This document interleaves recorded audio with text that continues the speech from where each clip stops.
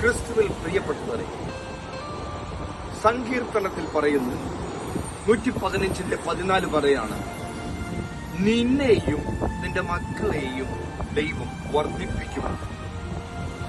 The Lord will increase you and your children. That's what the word of God says. ഈ വർദ്ധിപ്പിക്കുക എന്ന് പറഞ്ഞു കഴിഞ്ഞാൽ ഒരുപാട് അർത്ഥങ്ങൾ. നിന്റെ സമാധാനം വർദ്ധിപ്പിക്കുന്നു, നിന്റെ സമൃദ്ധി വർദ്ധിപ്പിക്കുന്നു, നിന്റെ ആരോഗ്യം വർദ്ധിപ്പിക്കുന്നു, നിന്റെ കുടുംബത്തിലുള്ള എല്ലാ സുഖ സൗകര്യങ്ങളും വർദ്ധിപ്പിക്കുന്നു.